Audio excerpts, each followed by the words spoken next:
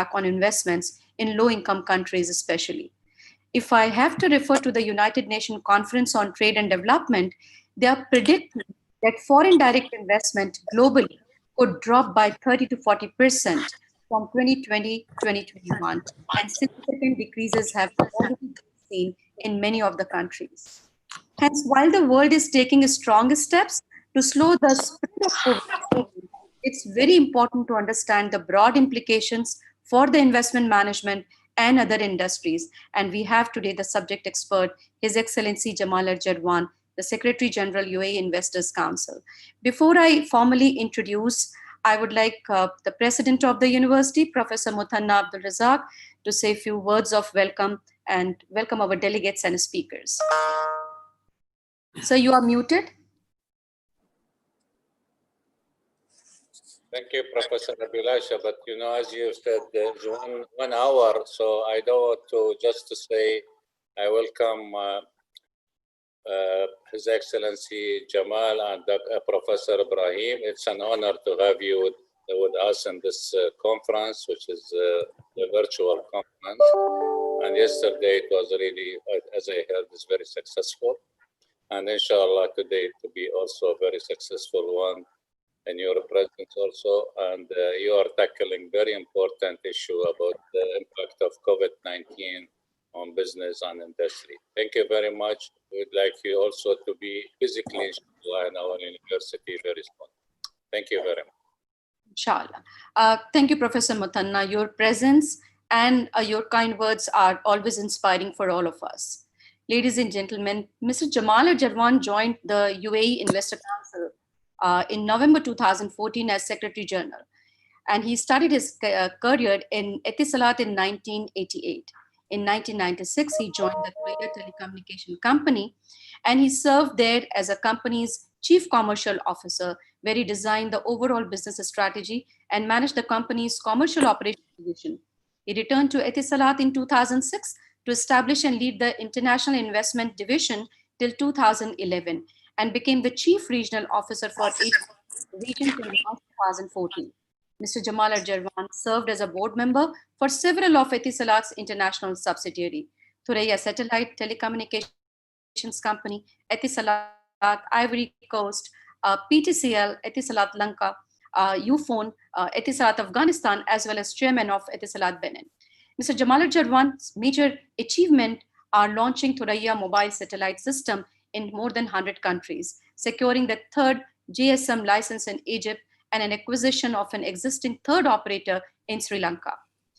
He has a total of 25 years of experience in telecom, investments and business development. He holds a Bachelor's of Science degree in Business Administration from University of Dayton, Ohio in the United States, and a degree of Executive Management from IMD Business School, Switzerland, and degree in Leadership Strategy from Tufts School of Business, New Hampshire, United States of America.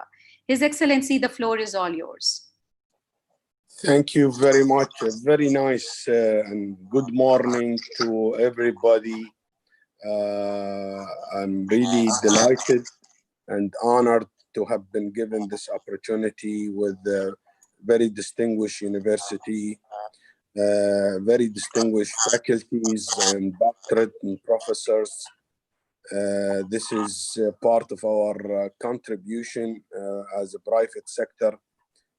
We strongly believe the academic world is part of formation of business.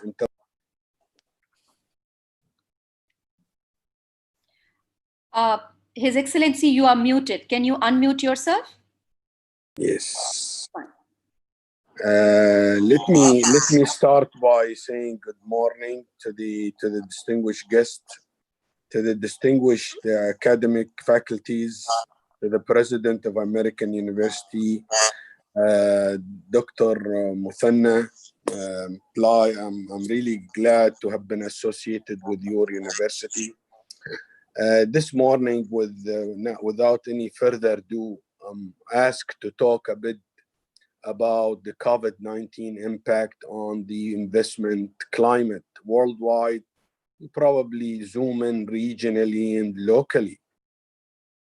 First of all, let me say, in spite of the tough condition that we have all experienced in the past 6 months or so.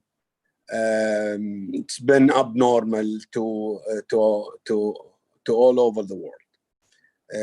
We've not been being specific on the UAE. We have been very fortunate to have come down and manage our economy in a very organized manner.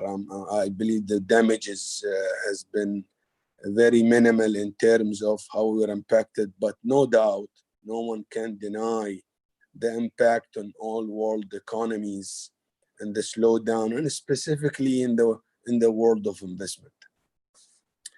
Our country is known since inception. It's an oil and gas, oil-based economy.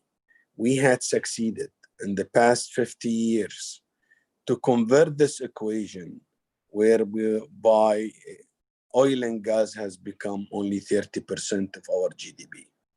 So that policy and that diversification of the strategy that we have been able to adopt throughout the 4 decades or 5 decades had helped us to go through this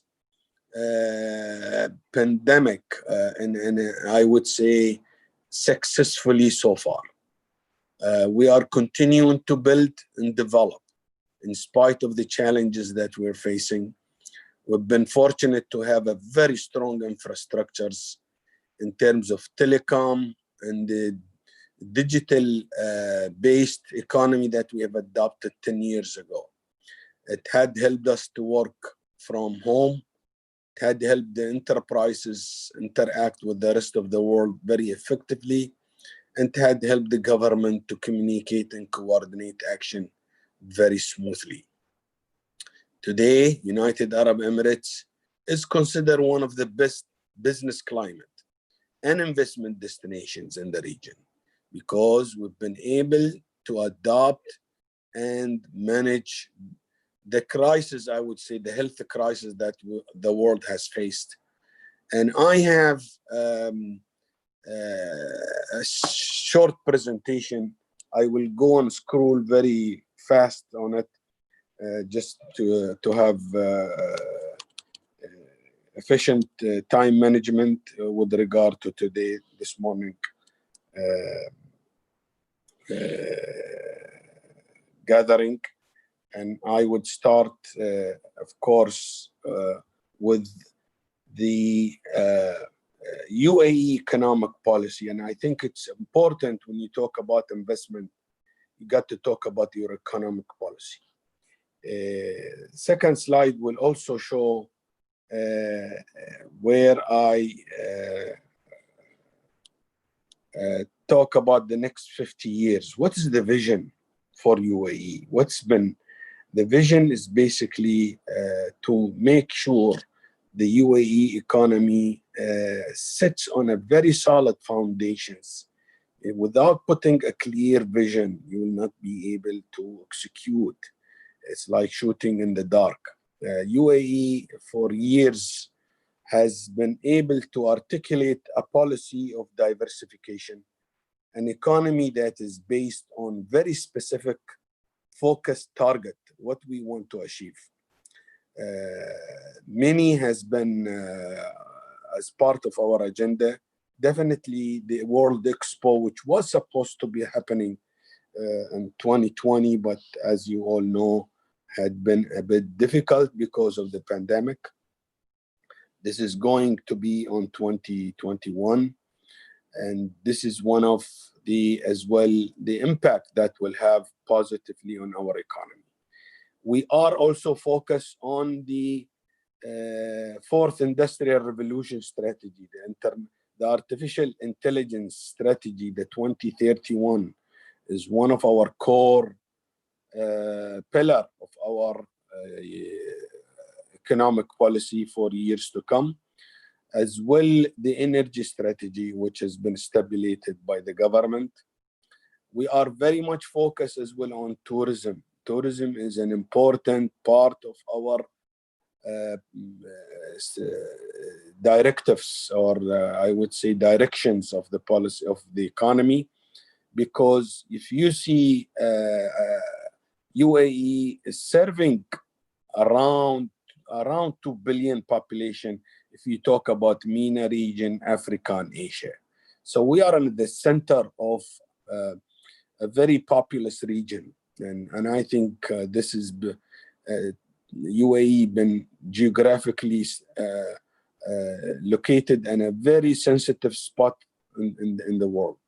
So tourism does counts a lot in terms of our economic policy and strategy going forward. We as well looking at the many value-adding sectors to our economic policy going forward. If we move to the performance, probably I want to shed light on the economic growth slide.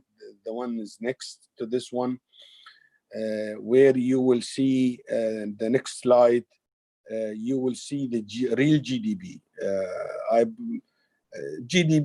Real GDP growth is sizable. We are the second economy in the Arab world.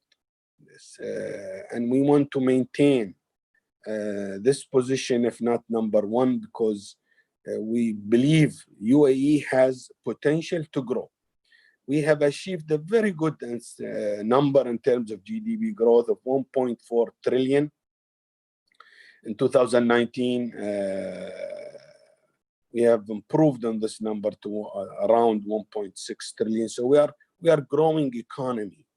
And this is a blessing when you have a diversified. And I think the key learning out of today's messages is when you have a diversified, we always heard about the wisdom of not to have all your eggs in one basket, because once it's lost, you lose everything. UAE has managed in the 5 decades or so to diversify its economy, and I think having oil to play at minimal, and we have all witnessed this is another pandemic impact on the as well the oil pricing that's gone down to a level which is very lower than what we had forecasted in our budget. And I think we are sailing quite well in terms of diversification of our policy, diversification of our income as a nation. I can proudly declare that we have successfully managed to achieve a very good, in fact, situations in terms of base, as a strong base. This pandemic will, at one point of time, evade and go, and what's sustainable is your base, and I think UAE has a very, very strong base.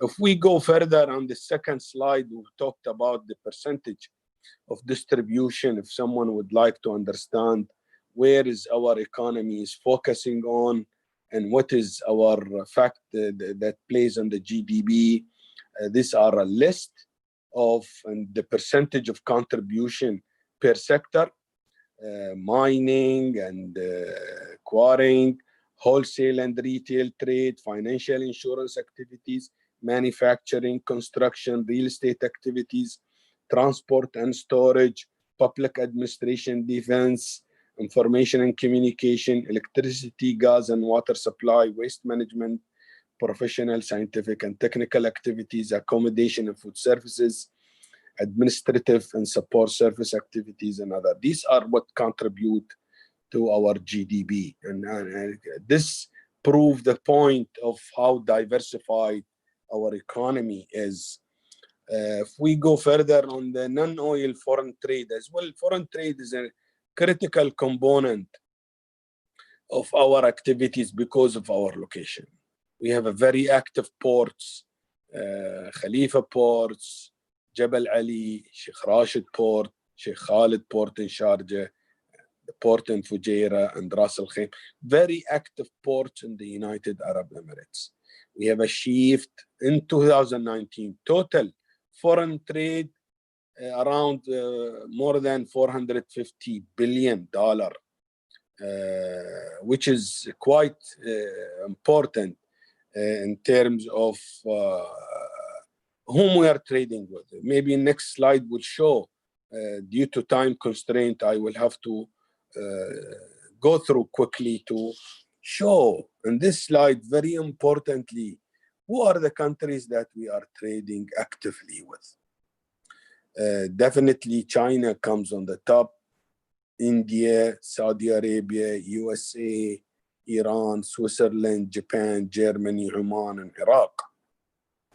Naturally, we are very active in trade. As you can obviously see, the numbers speak of itself. UAE has been fortunate of its wisdom and its visionary leadership, how they have positioned the country strategically in the world in terms of trade and business and economy. We are proudly well connected with the world due to a very decent and transparent economic policy. The next, as well, the topic of today, of course, was asked to talk about FDI. We are number one in terms of attraction in the region to attract FDI to UAE. We are still sitting on the top of the list. We've been able to have an accumulation of $140 billion, not in the slide, but this shows only by year. Total accumulated FDI came to the country is more than 145.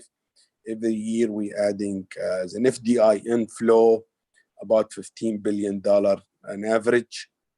We are doing very well in terms of, because, and this is I think the secret behind why UAE today has been able to attract foreign investors more than any countries in the region. I think I can proudly say UAE has established a country of law, a country of institutions, equal treatment to foreign investors in terms of sustainability of their business. UAE has been able to come up with law that can protect investors, can reasonably well positioned and established in the region as number one destination for many multinational companies to come and reside and establish their business operation in the United Arab Emirates. So therefore, this policy continue to grow, develop, and to make sure we are the home for the international investors. We will go next in terms of UAE total. Of course, I have this is 2017 number. I've given that now it's more than $145 billion total that has entered the country as a foreign direct investment. That means it's gone to direct in projects in the United Arab Emirates. And luckily, because this has not happened because of luck or fortune, or this came after hard work in bringing investors home and stay for long and flourish. It requires a lot of work. Believe me, you need to have the nice roads, the excellent telecom system, you have the strong legal system in the country. You must have ports, your goods come in and come out smoothly. You have good courts that rule quickly, no bureaucracy, no red tapes, and most importantly, no corruption. Foreign investment, you have to tick a lot of boxes to bring capital home. It's not easy work. I can go on and on and on in this point in this topic. Yes, it has come down, as you rightly mentioned in the beginning of your opening speech, 40% drop worldwide. What we are witnessing in the UAE, little impact, because some investors looking at good opportunities and good destination. And maybe I want to pause here for a while. The pandemic had an impact on capital flow. But they have become too choosy. They became too picky. They became too sensitive to issues that might bother their investment. And we have seen, according to the records, we have the first 6 months of this year, Dubai has been #1 ranked in the region to attract FDI, and third in the world. In fact, we have seen as well in the past 6 months during the pandemic that we have invested as well abroad. We have put funds in good opportunity. There are good opportunities, and this is the right time to make sure you have invested in the right platform. We've seen ADIA and Mubadala, two of our sovereign wealth fund, highly reputable companies in the UAE, investing around the world, have put investment, sizable investment into the Geo network in India at time of the pandemic. So this evidence and proven the point of how strong UAE has its strong stamina towards FDI. It's very important, and we want to maintain that. I think I have, I'm close to finish because of timing and to be fair with our guest speaker from Lebanon, Dr. Ibrahim, and give time for Q&A. But I can say in a very short, UAE has been active. If we go to slide 14, very important slide for me, I want to share. UAE has been politically stable. We are promoting happiness as part of, because happiness, why UAE has been talking a lot about happiness, not because of just for the sake of fun or sake of the world. And the university is teaching also happiness. Happiness leads to productivity. If you have happy environment and happy society, a happy culture, they will produce and flourish. So we are promoter of happiness. We are promoter of peace and tolerance, multi-religions, multi-culture, multi-background of, we are a welcoming nations. This is not new. This always been, UAE has always been peaceful and tolerant. This is what we are. This is what we stand for as a nation and as people. We also believe quality of life is part of the whole game.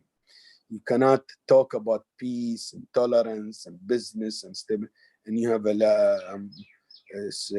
a weak infrastructure, a weak attraction points for visitors. And it's all, you have to have also a best airline in the world. You have to have the best airport. You have to have the best government officer. You have to have the best roads in the world. You have to have, it's all, you have to sing a song. It's got to be a symphony that is orchestrated very well. And on the top of this, you have to have leadership. You don't have a leadership on the field daily, executing this, showing example, it doesn't work. And we are blessed and fortunate, lucky nation who are well connected to our leadership. No disagreements. We are clear about where we're going and sailing. And I think UAE has been, I will stop here. And I would say we've been winning many prizes around the world. We've been ranking first in the slide 31. want to show rankings of many competitiveness indexes where we have managed to achieve excellent result around the world. The world today is witness what countries they do. You don't evaluate yourself anymore, somebody else will.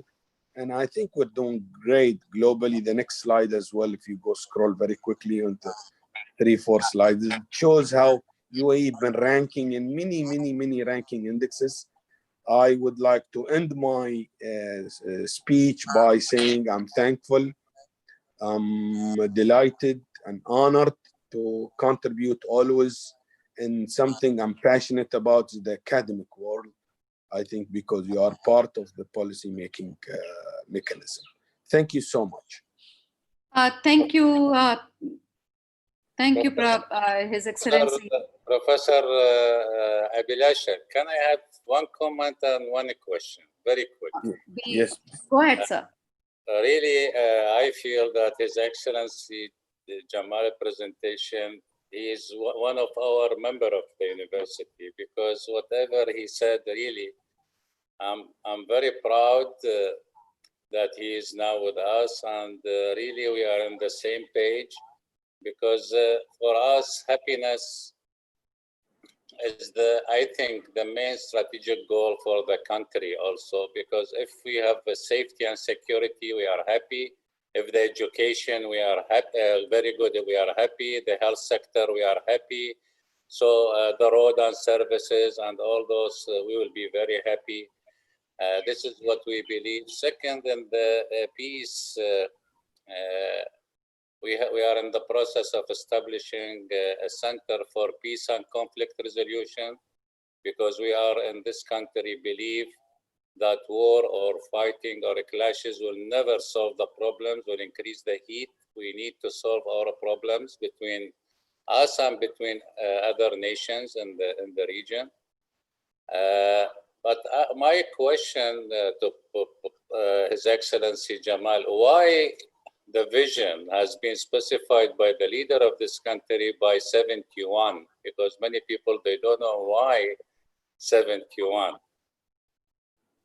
Thank you, Dr. Muthanna. Of course, we plan ahead. And I advise, you cannot today build a nation on 2 years or 3 years vision. Of course, today we're talking about next 50 years. As His Highness, the Prime Minister, the ruler of Dubai, Sheikh Mohammed bin Rashid Al Maktoum, Allah Ta'ala Mamre, has declared in the beginning of this year, to be ready for the next 50 years. We all heard in the schools planning for 5 years, short term, medium term, and long term. You always need to understand where are you heading. We all remember in the 60s, 64, if I recall, John F. Kennedy said, we want to send our man to the moon. And today, US is strong in the space industry, or leader in the space industry. In nations, our experience has always been shoot for a long haul, shoot for the long range. We used to fly Emirates to Cairo when they launched. First launch was to Pakistan, 3 hours flight or 2 hours and a half. Today, Emirates reach Seattle, Houston, San Francisco. You have to shoot for the long haul. Make them possible. Thank you for a very good question, Professor. Also for 2071 is the 100 year. Thank you, sir. Thank you, sir. He mentioned His Highness Sheikh Mohammed bin Rashid Al Maktoum that 71 this country will finish 1 century. Correct. 100 years. Thank you very much. Thank you, sir. Thank you for that question, and thank you, Your Excellency, for answering that. It was a very stimulating and informative presentation about UAE's economic activities, its diversification from oil and gas, its percentage distribution of foreign trade, and value of percentage of trading partner countries. While UAE attracts FDIs, But the impact of COVID-19 is visible and investors may become choosy, as has been mentioned by Your Excellency. There are a couple of questions for you, Your Excellency, but we will move ahead with the next presentation and then we will come back to Q&A session. Thank you once again. So for now, ladies and gentlemen, the COVID-19 pandemic is first a health and humanitarian crisis, and businesses are rapidly adjusting. While the crisis unfolds, leaders should also prepare for what is coming next. Pertinent questions are if there will be any normal next, or normal will not be available to us anymore. Will there be any business as usual, or are we moving ahead with a new economic order? The new reality is taking shape, which is taking shape, is very complex in nature, still uncertain, and opportunities may be there to adapt, to thrive on it, and organizations may accelerate and become more resilient and agile in future. Our next speaker is Professor Ibrahim Osman. He's a renowned scholar and will deliberate on the impact of COVID-19 pandemic on industry. He is the Husni Sawaf Endowed Chair in Business and Management at the Uae School of Business at American University of Beirut. He obtained his PhD in Operations Research from the Management School, Imperial College, University of London, and has over 30 years of research, training, and consulting services in diverse fields like artificial intelligence, business analytics, electronic government, operations research, meta-heuristics, strategic performance management, shared value and sustainability modeling, and supply chain and logistics. He has received several national and international awards and honors, including President of the Lebanese chapter of American Association of Information System since December 2017. He is also a recipient of the Abdul Hamid Shaman Award for Arab Researchers in 2015 for his contribution to the economic and administrative reform and its association with political reform. Currently serving on the editorial board of several high-impact journals, he has published a large number of papers in high-impact factor journals that attracted more than 9,000 citations. He is recipient of numerous awards and research grants and known for creating and nurturing a culture of research, and is a source of inspiration for many researchers and scholars like us, and we are proud to have him as our second keynote speakers in this session. With these words, I invite Dr. Osman to proceed further with his presentation.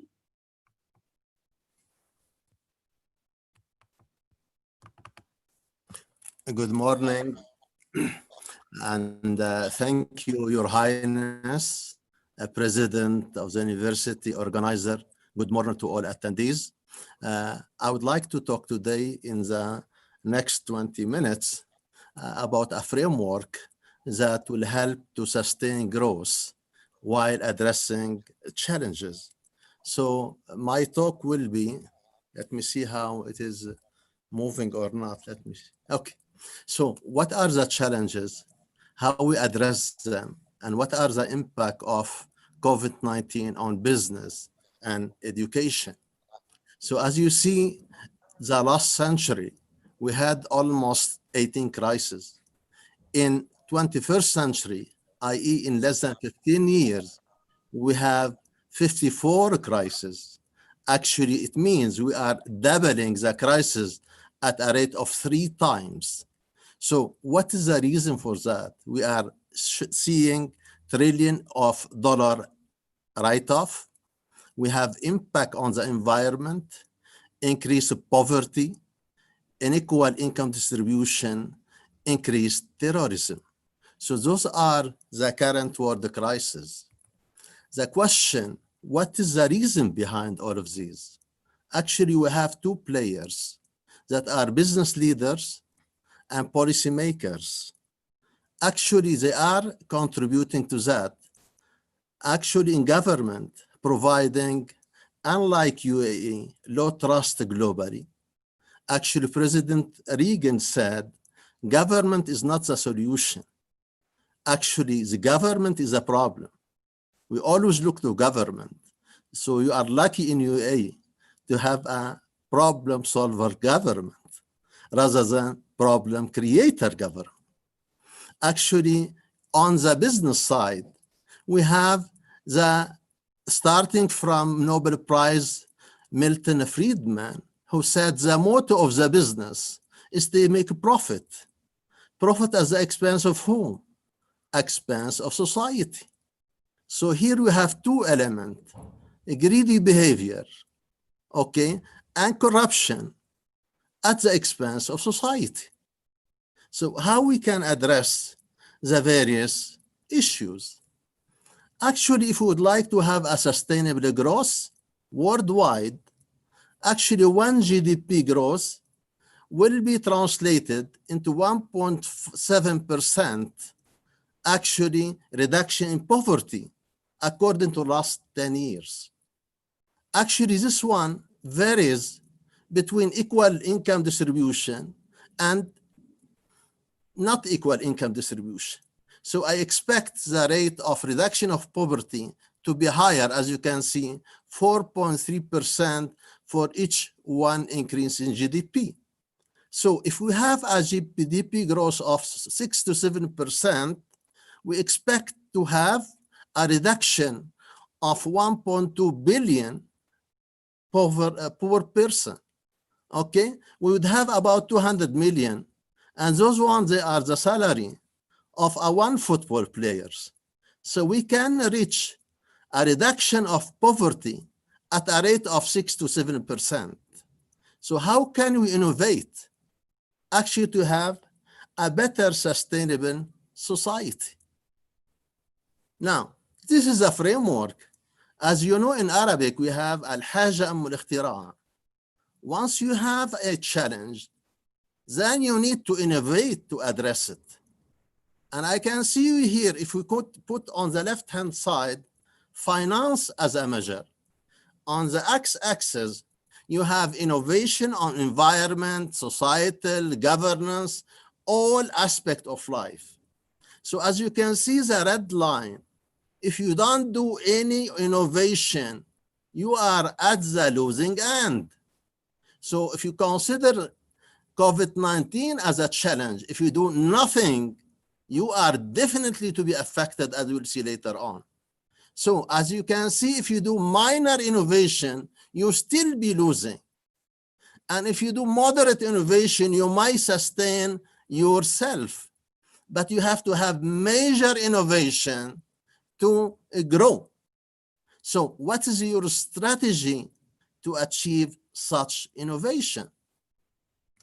So here's what I called it a framework I developed. It took me 10 years in 2013 when it was published. It is the limit, SAMS in Arabic, SAMS. Those are components to help us to understand any challenge.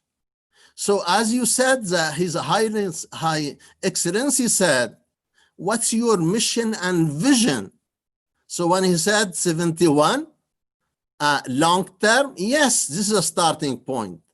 Who are the stakeholders? Who are the owner? So unless you know where you want to go anywhere. So here's a starting point. What is your proposed value to the community? Are you going to have law, as you can have security, shared value, integrity, efficiency? Those one, your pillar, your value to propose to attract the people around you. Then do you have the support? Do you have the talent? Do you have the leadership behind you to achieve that goal? And what's the mean to achieve it? So here we talk about analytics, the approach to get you to your desired goal. And then through the activity, whether services, production, trade, you name it, those are type of activity. So those are 5 pillars that are the form the roadmap for success. So in this case, how can you translate that conceptual framework into analytic framework? And that's the way it's been said. You may recall the Brian Dyson, who is the ex-Coca-Cola chair. He said value has value only if its value is valued. Unless you measure things, you cannot attach value. You know, in Arabic, اللي بيعرف بيعرف والما بيعرف بيقول كف عدس. So that is what I mean. You need to value things to appreciate it. So you want to see how effective in utilizing resources, how efficient in utilizing such resources, converting them into tangible output and impact. So that's having said that. So this is a framework that leads us there. So first, so this analytic term, with the help of the management, you need to understand the business, the cognitive phase. What's the challenge? Who are the owner? What's the data for it? So this defining the challenge, transforming it into analytic term. So here we talk about the analytic. Do you want to understand the issues? Visualization? Do you want to predict the trend? Do you need to optimize? Do you want to benchmark? Do you want to identify targets? So for each set of a question, you would have an appropriate techniques. And then above all, you need the management buy-in. If Professor Muthanna did not believe in something, you don't go anywhere. If that strategy, so I see here that framework fit well the UAE strategy, because you have a vision, you have the willingness to do the support, and you have the management, the leadership to convey the message and how to do it. So this is how you create value to the community, like happiness, quality of life, what we can call them shared values. So actually, unless there is control, so the value at the interface between management and measurement. So if you don't manage, if you don't measure, you cannot manage. So it is a top-down, bottom-up approach. So this is the interaction between two sides to achieve the shared goals. So actually, life shared value is a multidimensional approach. You need to trade off and balance to find prioritization. So in one hand, you have to balance the cost and the risk versus the benefit and the opportunity for each strategy, for each project, for each goal. And when you do the balances, in one hand, you measure the efficiency of the input. On the right hand, you measure the effectiveness. And the ratio of productivity is the ratio of efficiency, effectiveness over efficiency. And then you can prioritize for better resource allocation. So having said that, I will give you a few examples about impactful application of this approach. Actually, in e-government services in Turkey, we have implemented that approach. We have saved $16 billion for application of the framework. In the banking sector, we have identified defaulting bank or forgery, and a bank that might have been involved in the assassination of late Prime Minister Hariri. We have applied it to human capital, whereby we increase the motivation of employee, because always there's a conflict between employee and their manager. So what we did, we found KPI where the employee put their values and relatively evaluated. And this will create motivation for the people. We have sustainable development goal. We have evaluated e-government to achieve better sustainability, and there is other things. So I will not go much in detail because of the lack of time, but those one, this is, you can have an excess of efficiency, an excess of output. You have 4 quadrants, superstar to mimic. You have efficient but not effective, effective but not efficient, and you can have a strategy for each one of them to guide for improvement. So that kind of efficiency, effectiveness framework can be applied to any business, any project, any environment. So here, now, when I talk about detecting bank failure, you see the top one, the triangle, is actually Bank al-Madina in Lebanon. And this was involved in the assassination and clearing money. And you see it was completely inefficient, suddenly become efficient, and second year become inefficient. The question here, which one, how did you make? And that year happens a lot of money laundering activities. So you can see that tool can be used to detecting failure, misconduct, and other things. So here, if you see, let's say in HR, you see an employee might be ranked in traditional way 13, while he should be number 1. So imagine how an employee is not motivated in traditional way, while he thinks that he is doing well. So that kind of thing, we have the analyzed system and we have corrected it and it is in place. Now, this is the same framework you can apply, Superstar, to use a benchmark and to have people to move up and down to mimic those people. Now, if you look at the performance of Sustainable Development Goal, as you can see, we have used the e-government United Nations, and you see we have an improvement in the outcome, an improvement in the utilization of resources. Actually, you see that the average moving from 0.48 to 0.15 and up. So the outcome is up and utilization is as well up. So here you can see United Nations Index give you ranking is it's not really appropriate. It does not help people how to improve. By having reanalyzing the data, you can check whether a country is converting resources efficiently into output and outcome. Now, back to implication on COVID on life.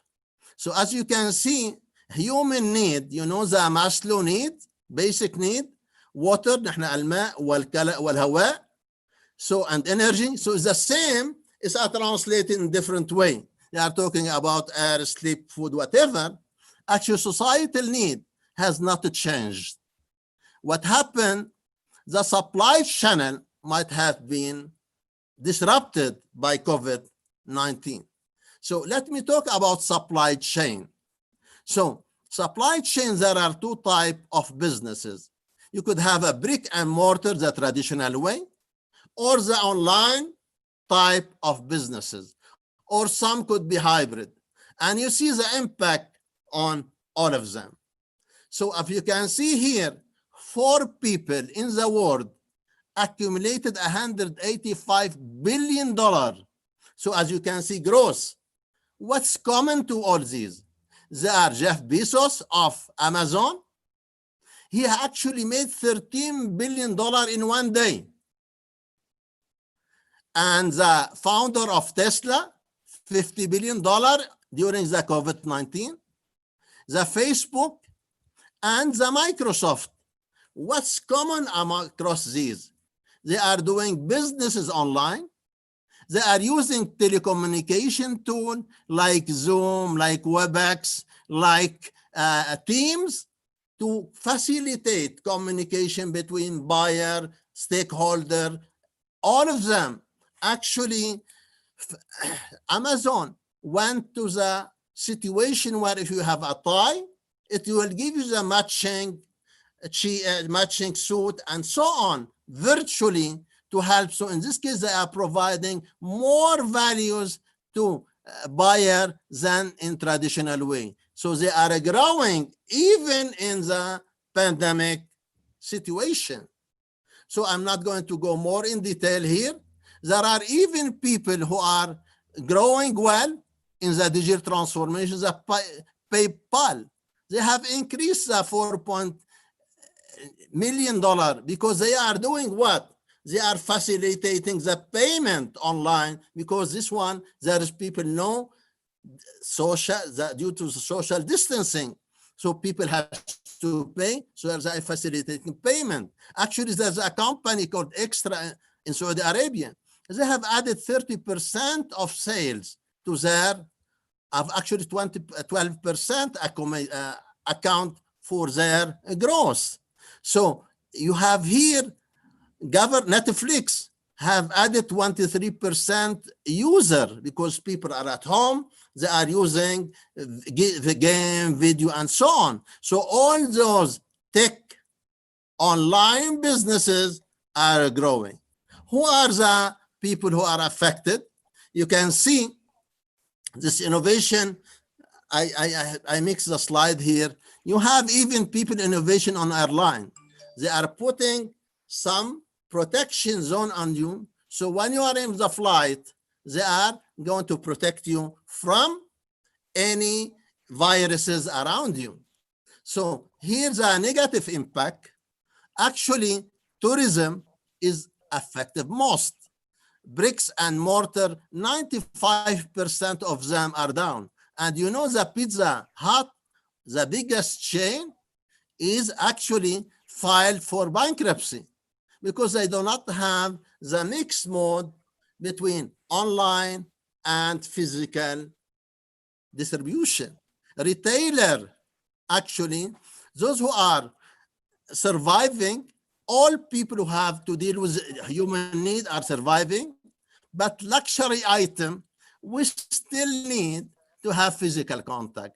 No one will pay $20, $1,000 to buy a ring unless you try it. So, however, low price item can be done online. However, the risk here is the inflation. And as I said to Dr. Muthanna, that UAE has poured a lot of money into businesses. This is will create inflation. However, because it's pegged to the dollar, it might not see the impact quickly. However, in education, this next part, sorry.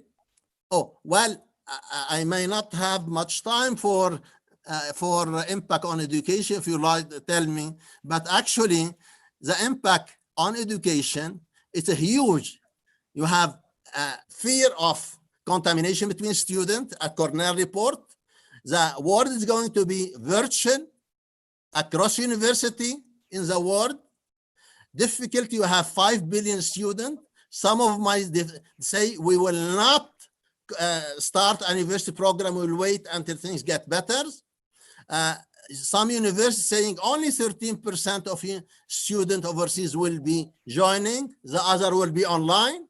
Berkeley said they're only having restriction on students that are only group of 12, and they should have 6 feet apart, and only 10% of students will be on campus. So forget the people on campus, life will be online. Student preference, they would prefer to have life, they prefer to have immersion in another country. So the need of students are different than the provider. So in this case, Coursera will not help. Sorry? Professor Hello? Osman, can you wrap up in 2 minutes? I'm quickly just saying here the impact on the university going to be huge. I'm not going to go through it. Losses, they are asking for money. Actually, there is innovation bailout from government. So, however, government will not put money. Actually, Trump actually said he is against university degree. He offered a degree to the government to employ people based on experience and skills rather than degree. And the same things in Britain, they are questioning the value of undergraduate, and they are going to put more support into program in need rather than traditional approach. So like your program who are meeting the need of the people will attract more money if you are in the UK. Now here, new changes. Actually, university are giving discount to students to attract them. So this is about 20%. Actually, the university, one university in UK said will give you bikes, so to come to university instead of using public transport. And they are saying to have to put chartered flight to bring people from overseas. So as you can see, there's a lot of innovation happening. Let me see what is going on here. PowerPoint is not responding. Let me see. Okay, I'm just slow. Anyway, I can tell you now wrapping up the story, life is going to be different after COVID-19. Only surviving people who will be leveraging technology while addressing challenges. Life for high school and primary school are more difficult than universities.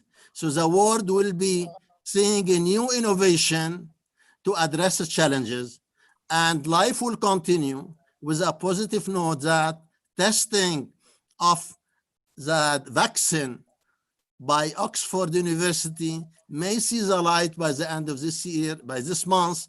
Hopefully you can go back to life. Virtual world will not replace a real world. Hopefully things will get better, but the survival will be based on mixed mode, online and physical for survival. Thank you very much. Thank you, Professor Osman, for your enlightening presentation. Starting from the world challenges, the research-oriented analytic framework was very informative, befitting UAE as well, and can facilitate value for the nation. We agree that major innovation is required for future growth, and most important, its value has value if only its value is valued. Yes. So we would certainly like to hear more about your human capital appraisal for motivation in a separate session. But in a nutshell, what you said, it really, really is very important. With a positive note, we all should remember that life is going to be different in future. Yeah. To be fair with the participants, there are a couple of questions. And the first question goes to Your Excellency Jamal. This question has come, it seems to me that someone from Oman has posted this question. The question is, UAE has undoubtedly given encouragement establishing as a country of law to protect investors. It has been your greatest achievement. In a new global scenario, how do you view Oman as a future competition and partner with 1,700 kilometers of sea coast and 4 deep seaports on the Indian Ocean, especially the new port of DUQM? We hear that there are encouraging changes taking place in Oman. Your thoughts, please. You are muted, Your Excellency Jamal, you are muted. Thank you. I appreciate the question. There is no doubt. I am with the view that professionally speaking, there is a competition in the region between nations. Every nation is trying to have sustainable development. They have sustainable FDI policy. And without doubt, Oman has adopted in recent years a policy of attraction, attracting FDI to the country.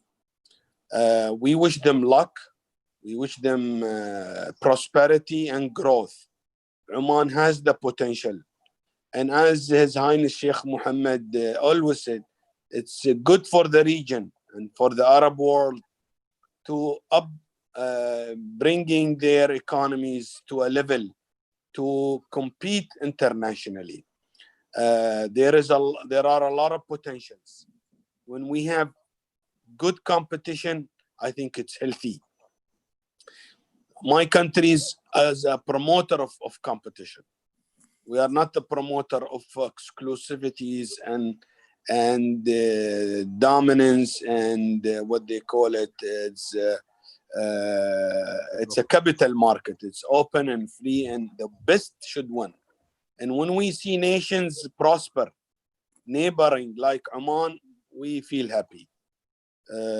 Good luck. Oman is on the right track. We wish them growth and prosperity. And no doubt, other countries will have a lot of potential. Arab world has great potential. Saudi Arabia, Egypt, Morocco, Algeria, Tunis, Libya, hope peace and prosperity once it is sustained and achieved. Lebanon, of course, at one point of time, is the capital of capitalism in the MENA region. But as always, you have to achieve peace and you have to achieve tolerance and political stability is a paradigm, and it's a paramount precondition for a strong economy, no doubt about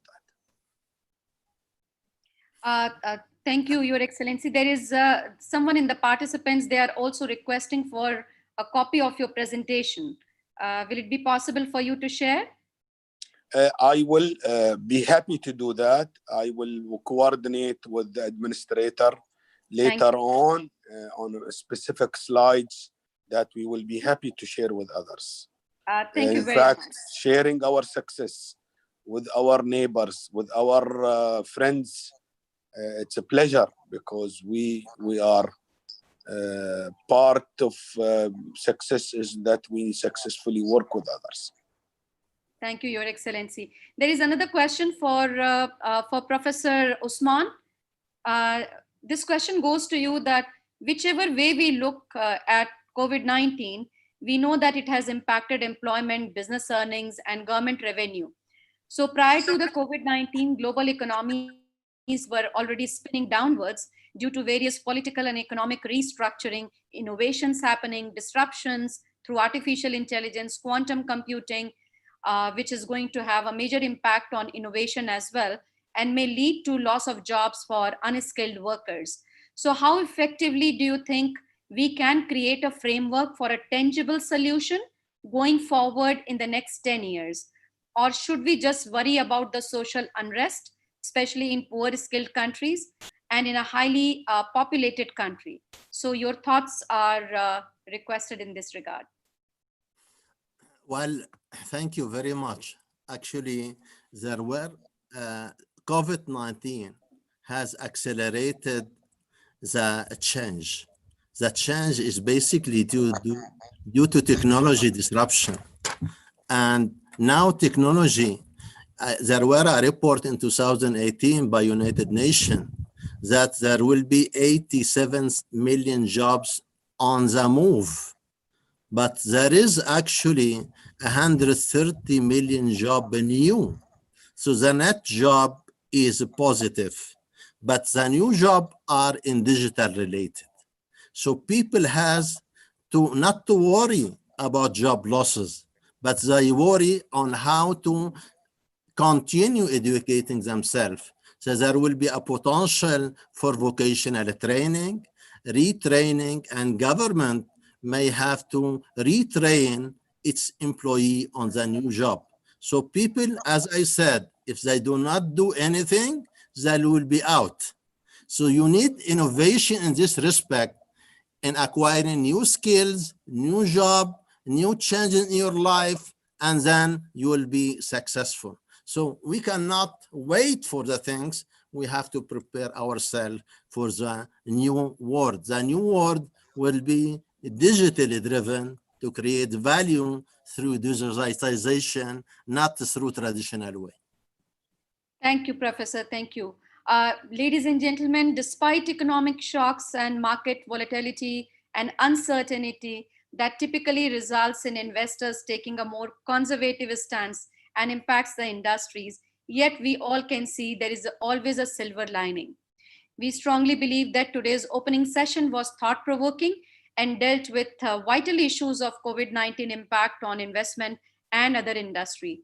We are deeply indebted to our keynote speakers, and I'm sure that their deliberation was intellectually rewarding for all of us.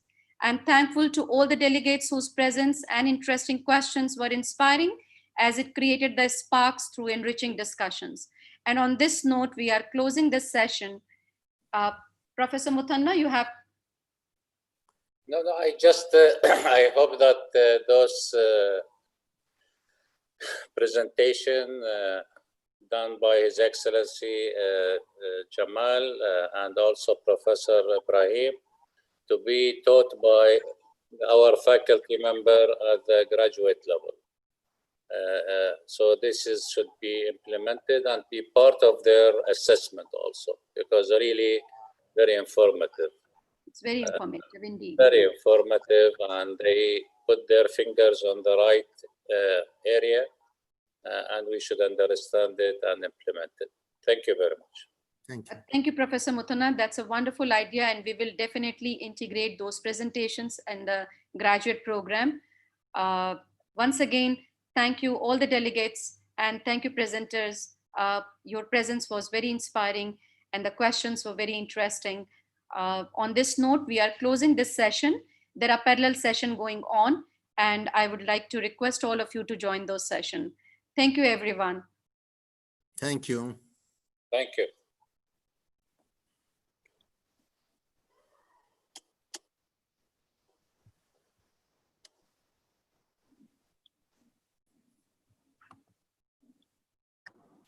Thank you and have a good day. Dr. Jamal, I would like to talk to you if possible. I'm happy to give you my telephone online because I would like to write a little bit about your success story within the framework for a paper. So your practical implementation of the vision, the support of the leadership and the capability and the talent put to achieve those activities fit directly in the framework, and any failure to include anyone will lead to no success. And there's an e-government, I can tell you now, that we succeeded in Turkey, but not in Lebanon, not in Qatar, because the management support does not exist. So Well, happy to coordinate with you. I'll pass my number later on through okay, the I university. will through the system and we'll communicate. It's a pleasure meeting you. Pleasure, sir. شكرا إن شاء سيد الله. إبراهيم. شكرا إن شاء الله.